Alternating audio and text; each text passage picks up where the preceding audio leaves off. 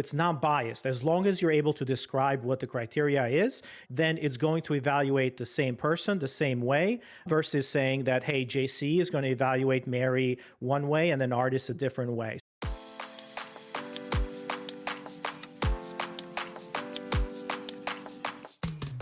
Welcome to the Generation AI podcast, where we demystify artificial intelligence in the world of higher education. I am your host, 102, JC Bonilla. Number 2, the awesome Ardis Kadiu. How you doing, my friend? Hey, JC, how's it going? Very good, very good.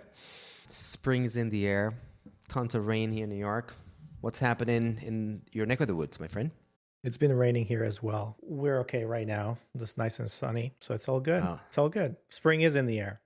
Spring is in the air. You know what also happens with spring in many of our partner schools? They get applications. And sometimes a shitload of them. Which means that we go back to this very fascinating part of our lives. Ardis and I spent a little too long in higher education. And we know the emotional stage right now of many of our friends and peers and partners, right? That if they are administering a holistic admission process, specifically via deadline, they're all racing towards that May 1st deposit day, right? And then if you backtrack, hundreds, thousands of applications needs to be yay, nay. And it's a really important process, culture, ceremony, if you will, that higher education goes through. So today we want to give the space to unpack what that process looks like, obviously through the lens of AI. So NYU received a record-breaking number of applications this year. 120,000 applications, which is basically the largest any private school in the country received. Think about that 25,000 of them came for early decisions. So that means that they already went through this process that we had to go through, because some of these applications have rounds. And as you applied to a round, you may get that yay, nay accordingly. Other schools like University of Texas at Austin, they received a 24 increase in applications for this coming fall. University of Washington in its 5-year cumulative growth at almost 57%. Or universities like Harvard with, super selective admissions, more than 60,000 applications for 2,000 spots. So Ardis, a gigantic amount of volume, and it's humanly powered, right? So on the review part, think about the following, right? The average public university has 160 new students per staff member. For every counselor or reader, there's 160 new students that are going to go through this process, right? Which actually translates to an application to staff ratio of about 600 to 650 for a selective school. So for a staff member to welcome 150, 160 new applications, maybe they had to review on average about 650. That's an incredible amount of work. Now, look at this stat. It takes about 15 to 30 minutes to review an application. And Ardis, as you know, is not a one read. Multiple reads. Increasing workload. And the part that it blows my mind, and you and I saw this firsthand, after COVID and the pandemic, a lot of these administrators, counselors, readers have been also given multiple, parts of the pie. And we've seen that basically these administrators now to have even more workload, literally creating probably one of the worst case scenario for workload, compensation, and really satisfaction for this. And at the end of the day, it is Bobby, Mary, and Tommy, the student, who is receiving a yay, nay. What we know is that behind the scenes, that curtain that you just revealed, it's not a fun one, and it's a lot of work. Oof, how are you feeling about that? You a little overwhelmed? Yeah, for sure. What jumps out of me is the 15 to 30 minutes per application, which is incredible, right? Because if you think about it, like if you interview somebody, like how can you make a decision in 15 to 30 minutes? So it's just reading that information. It's like So anyways, that kind of jumped off at me. And the 600 plus for selective schools, it's just a lot. To bring the plane in today's conversation, what we want to do is talk about support, not replacement, right, of human decision makers in the admission process. We know that this is a problem, and it's a critical issue, right? Because we need to handle an incredible application screening process, whether it's through deadline management, rolling admissions, and our admissions officers are super, super, super busy. And this nuance of evaluation, whether holistic or based on speed, it's non-trivial, right? At the end of the day, we believe that faster responses and quality responses is the optimizer. And what we know we have seen throughout the past 5 years, the trend of volume up, up, up, and up. And what is not growing at that rate is humans, the people, and the time that we have. At the end of the day, admissions quality, it's suffering because this mismatch between volume and applications and the resources that we have. I mean, one more question that I had for you as we're going through this, but we also need to look at this from the student's experience perspective, right? That student is waiting a lot longer to get responses.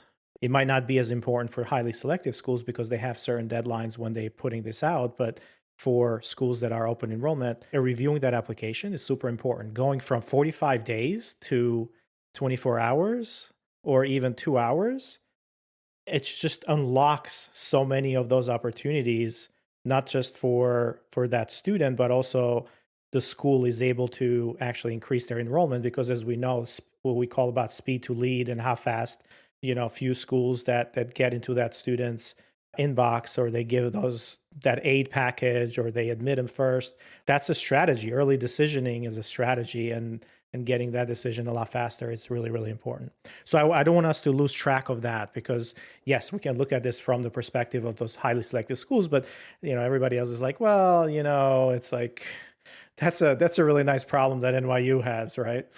100%. So not only this is a staff burnout kind of institutional risk, but from the receiving end, the student is an experience component. And artists may also say that the toll that it brings on families and individuals is high, right? So plans, futures ride on the yay, and emotional despair rides on the nay, right? So, but the question, artists, is not whether AI belongs in admissions. I really, really believe this, right? Is how this solution can come in and really support us, because higher education depends on it. And getting it right, it's where it's at. Does that make sense? I think that's a really important point, because I know many of our partners are going to be like, what? Artists and JCs are bringing AI to admissions? Like, what? So that's it. That's the cardinal sin. Oh yeah. No. Yeah, we have a very intelligent and very forward-thinking audience here. So everybody's bought in that AI belongs in admissions. All right. So let's start unpacking how college admissions work. We spoke about holistic and rolling, and everybody, there's these components that make the admissions process. On holistics admissions, we think about academic achievement, GPAs, SATs, scores will come in. We know personal statements, extracurricular activities, recommendation letters, a lot of information on socioeconomical status, first generation status. All those things are important. And the viewpoint of holistic is that they need to be balanced, because you want to make a decision that would bring the right class with the right potential, fosters and balances attributes that the school believes, sometimes diversity, socioeconomical aspect, right sizing of the class. I need this many engineers, this many social science, and so on and so forth. That's at its very, very core what holistic admissions looks like. Artists, you want to do really quick how rolling admissions looks like? Yeah. So rolling admissions, I mean, you have rolling admissions in private institutions as well, but also public institutions like community colleges, and also some state schools, depending on the program. But I'm going to focus on community colleges specifically because they're open admissions, right? Meaning that they don't usually deny anybody unless they have, unless they don't meet certain criteria, like have a high school transcript, or they're not residents and things like that, right? So depending depending on those very, very few criteria that they require.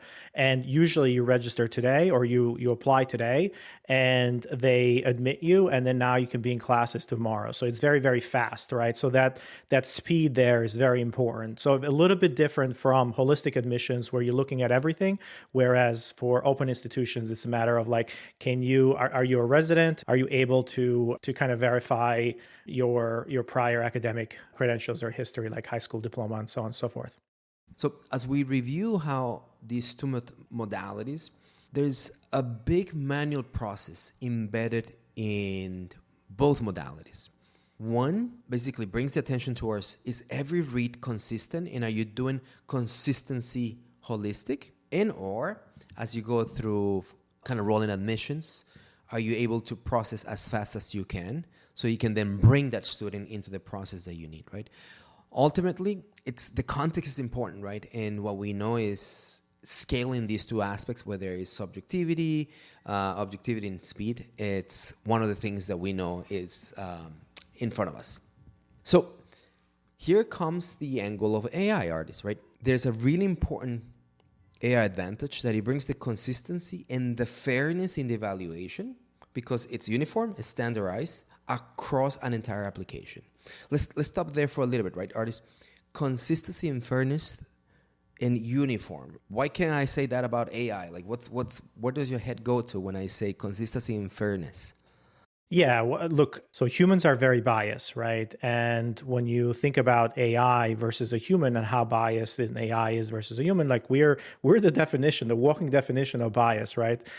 So we're biased based on our where we grew up, based on our language, based on the skin of our color, based on a lot of different things. So when you're telling a human, hey, you got to evaluate somebody with this criteria to come in here, there's always going to be spilling that out. Like I interview somebody and I have a bias because they were well spoken but meanwhile I'm hiring them for a data entry job, and then somebody else who's really, really good at that, like they didn't come off really well in the interview, so I didn't hire that person. So this idea that we need to match a person to a job or to a standard is really important. And as humans, we're terrible at that. That's why we have 3, 4, 5 rounds of interviews for somebody. We have tests, we have criteria, and that's the same thing that kind of follows in here is that AI, if you're giving it a standard, it's really, really good at giving you the same outcome,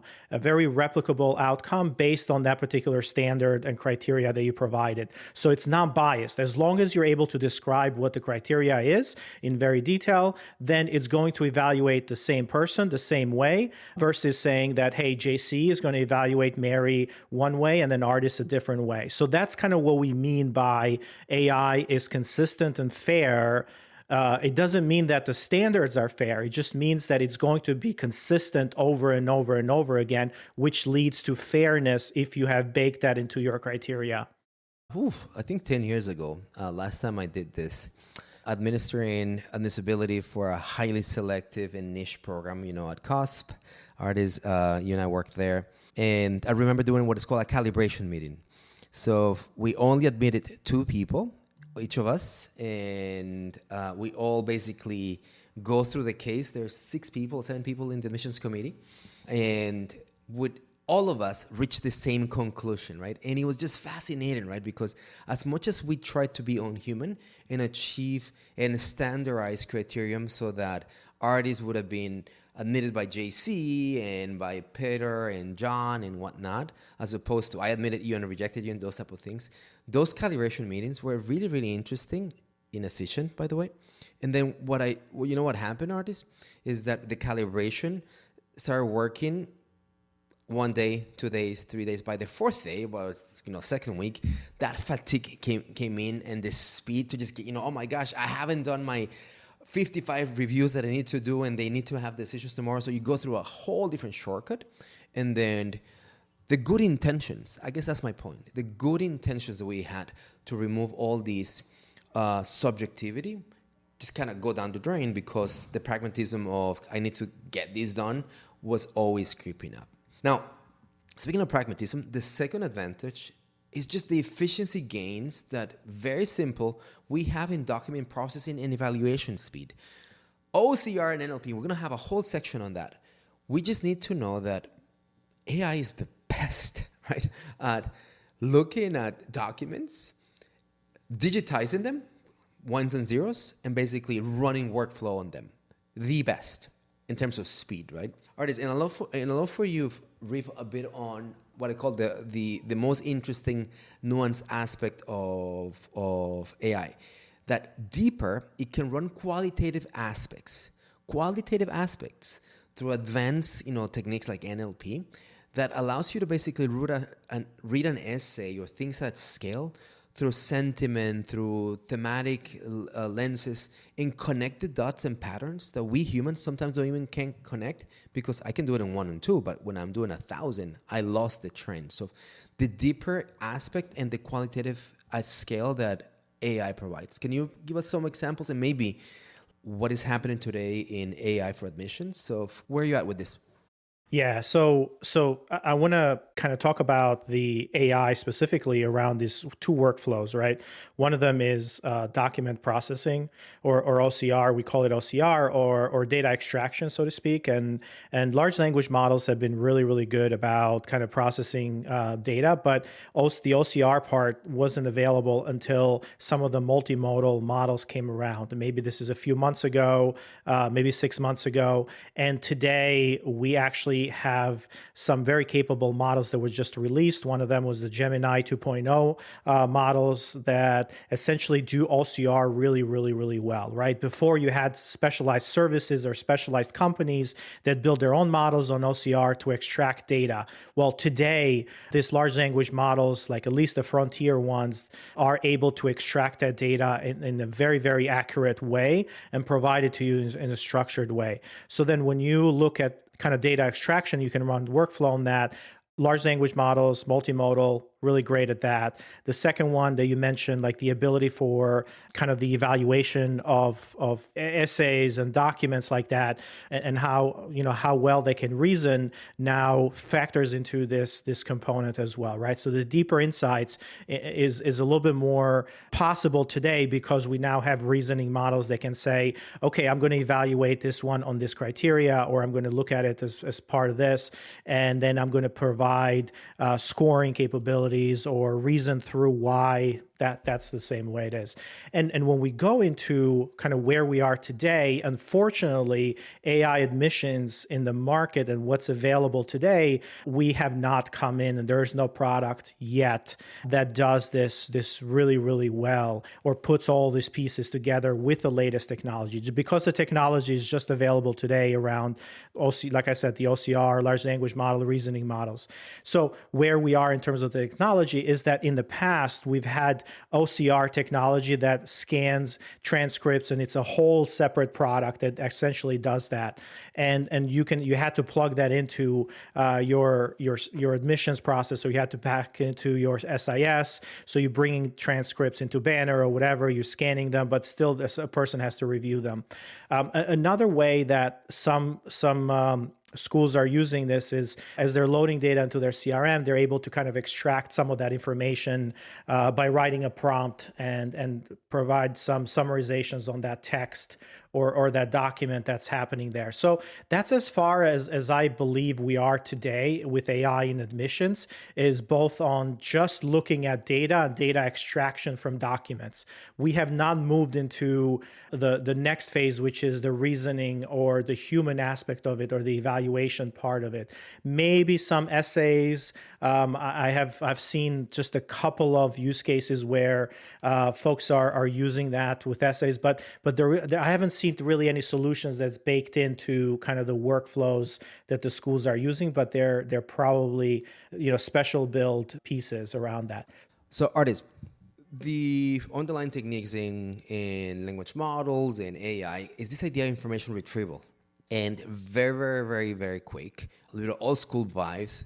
This is OCR, you're able to read any document. Natural language processing, which in a way fuels all these LLMs, is this idea that a technique can extract text and add layers of semantic analysis, understand entities, and does all that. But on top of that, there's this idea of semantic search, that it creates interconnectivity between databases that are quantitative, structured, unstructured, and multiple things. Why? Because it allows us to do these technical applications on admissions that are really, really important. Automated document verification, recommendation based on written samples, course equivalency and mapping, predictive modeling, and many, many, many more. So let's just take one at a time and let's explain to everybody how AI today, for example, can do document verification. You want to go on this one, Ardis? Yeah, so document verification is all about how do you automate, for example, look at a state ID or multiple documents that the student has uploaded in order to do, let's say, residency verification. So that's an interesting one where the LLM or the large language model is actually looking at that document and verifying that this student is, a resident of the state or not. Or did the form the right way? So think about, completeness. Do I have is the form, the document ready for processing, right? And a lot of the verification is not only the document is good, it's just within the document completed. Now, recommendation on written samples. Obviously, this is where you can read an essay and you can start extracting themes about readiness for innovation, right? Your ability to be a global citizen.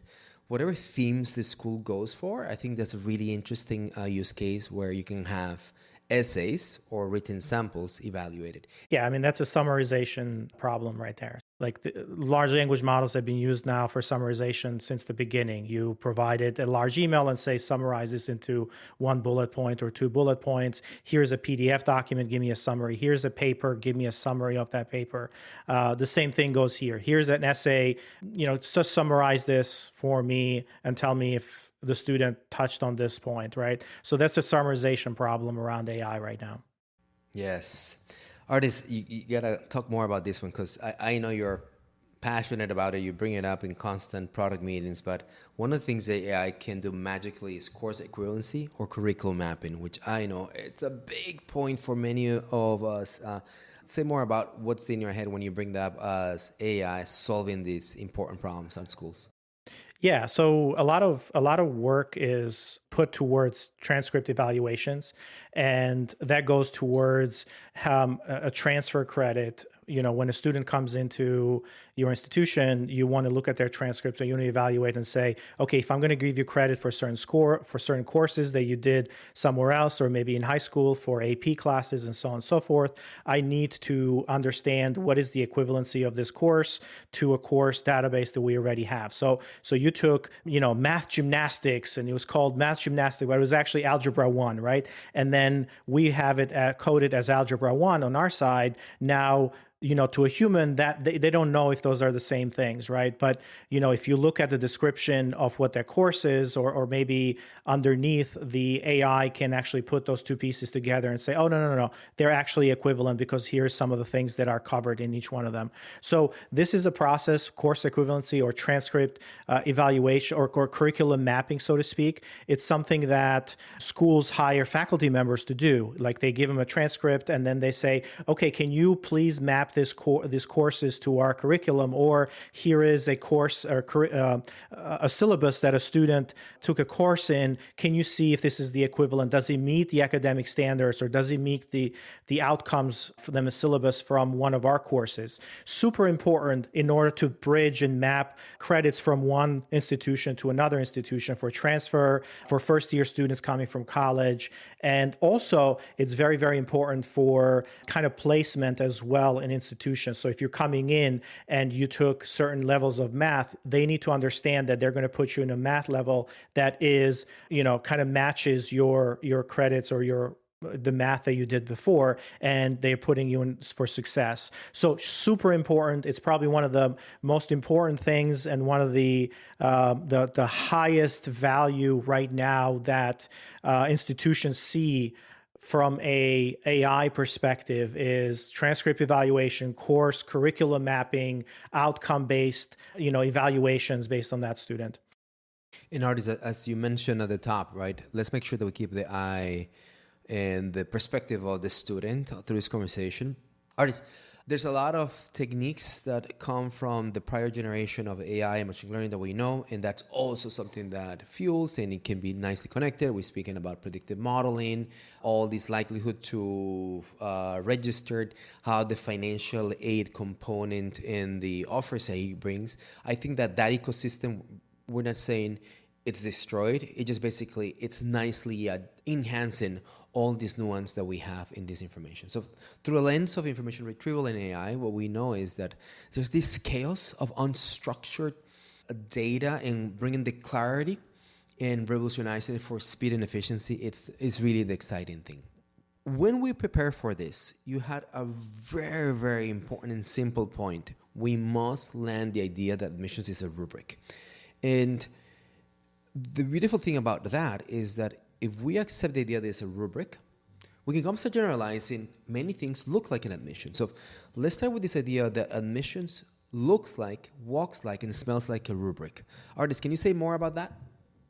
If you look at admissions and you were to simplify everything down and say, what does it take for this student to admit to come to this school, you have a certain criteria, a level of criteria, or we call it rubrics, or you're evaluating them based on a certain level of criteria. It might be 5 criteria, it might be 10 criteria, and each one of those criteria is essentially a check mark that can be evaluated by one person. It can be a global criteria, meaning that, hey, the student is in state or out of state, right? And that's global to that student. There is no opinion about it. And then there is criteria that are opinion-based, meaning that the individual reader or the faculty member or whatever, there might be 2, 3 other people that are evaluating a transcript, evaluating an essay, and they can say, okay, this meets this criteria for leadership, and I think he gets a 5 in leadership, he gets a 10 in leadership. So different people have different ideas there. So the rubric is essentially the checklist of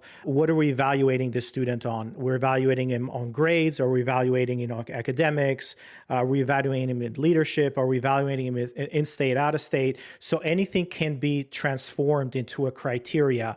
Either that criteria is a yes or no, it's a numeric value, or it's a categorical value. It falls under this, or this. And then once you have that criteria or that rubric, right? So it's like essentially a rubric is a how to evaluate this person. That rubric is then put into software, and that's how the digital application review process, like Element 451 and our decisioning module, that's how we do it, where everything is a criteria, and then you can automate things and kind of assign automatically based on that criteria in here as well. AKA, a rubric means that it has a measurable outcome, and then one of the great places for AI is to live through this idea of measurable outcomes. So to that end, a transcript, it's measurable, and it's basically a rubric that allows to understand verification of credits, discrepancies, course evaluation, we've spoken about that, course mapping and curriculum mapping, this idea that an incoming students and the coursework that they bring in, all how it's nested against the requirements, degrees, requirements in the catalog that need to do it. And artists, one of the special ones that it brings back so many memories, this idea of merit-based evaluations, right? A rubric of, if you have XYZ, I can match you with WX in dollars and cents, right? Highly, highly important, basically, objectivity of how the dollars and cents are being invested in the lives of the students. And this is where you can start bringing academic performance, curricular involvement, or other demonstrated competencies to basically put this important program that an institution has on an AI kind of strategy and ecosystem. Anything else to add here on the rubric idea, Ardis, from your side? No, so this rubric idea is really important because now we can start mapping out, what an AI evaluation system, or what we call it, an AI reader or an AI decision agent can do on top of this criteria, and how it's getting evaluated. So when we start thinking about this, it's admissions. Again, admissions is fundamentally a rubric. It's making the perfect candidate or fit into, what is the criteria to come to this school, right? So as we go through this, that really matches now the process of how do we build agents, and that's what we're working, and that's what we have here at Element 451, is that the platform of a human evaluating that student. They can press buttons, and they can put drop downs, and they can put notes in there, and they can evaluate it in a digital environment. But now imagine having, based on that criteria and that rubric, having an AI do exactly the same thing, ingesting the rubric ingesting all of the documents, doing data extraction from those documents, and going through that rubric and saying, okay, based on this, I'm going to give him a 2 for this criteria. I'm going to give him a 1 for this criteria. I'm going to give him a pass or fail for this one. And I'm going to decide my reasoning for doing that as well. Now, can you imagine that? Like, this is like hundreds and hundreds of hours worth of writing that somebody has to do to convince you of why they picked that number. Now AI can do that really, really nicely through this AI agents, and that's exactly what our AI reader solution or AI admissions agent is doing at Element, is that it's going through that whole process and evaluating those students just like a human would, and that AI decision is right next to, or recommendation is right next to that human recommendation as well. Yeah. One of the things that I really love from our product team is how in this deployment of AI to support decisions, aka the Element approach to an AI-powered admission, it's through a tagline, your first read is your second read. And it's a really powerful tagline, or it's a really powerful aspiration that as you start your day, you basically have been given so many things and put in a place of enhancement. So number one, you can have a more efficient, a fair, consistency, and scalable process. In Ardis, admissions, yay nays in institutions are such an important aspect of what we do, what our students benefit from. Sometimes they're not. And being mindful of how AI can bring it to the next level is kind of part of what this conversation is all about. In the next weeks at Element, we like to bring you into a series of conversations. Visit our website for webinars around how AI and admissions commingle, how our product is actually being an AI-first approach to admissions and bringing all this mindset, but also how leaders like Ardis and I start thinking about how is this new admissions offer preparing towards these goals. And there's a lot to be still written and a lot to be done, but there's a really important message from you and I, Ardis, to all of you listeners, that AI-powered admissions is not about replacing the human judgment. It's literally about empowering it to operationalize at its best. And this is the opportunity that we have today. Ardis, you want to sign us off? Hey, I think the opportunity is to remove human bias. That's my North Star here. It's how do we have fair evaluations and faster and better for those students. So that's, again, AI-powered admissions. It is about replacing our failed human judgment, but we can check on them and make sure that they're doing the right thing. And we can spend time on those students, giving them that pep talk of why they should be at that school and the pitch, rather than the AI doing that. So yes, everybody, thank you for kind of indulging with us as we go through this. There's a lot more technologies and capabilities that are getting built as part of these systems, including Element 451, which I'm really, really proud. And hopefully over the next few weeks, you get to see some of that innovation coming in the market as we try to kind of transform higher education admissions and AI decisioning and reading. So till next time. Bye, everybody. Generation AI is part of the Enrollify podcast network. If you like this podcast, chances are you're going to like other Enrollify shows too. Our podcast network is growing weekly, and we've got a wide range of marketing, enrollment, and higher ed technology shows that are jam-packed with stories, ideas, and frameworks, all designed to empower you to be a better higher ed professional. Our shows help higher ed leaders and professionals like you find their next big idea. They feature a selection of the industry's best as your hosts, like Jamie Hunt, Seth Odell, Jenny Lee Fowler, Brian Gross, and many of your favorite leaders in higher ed.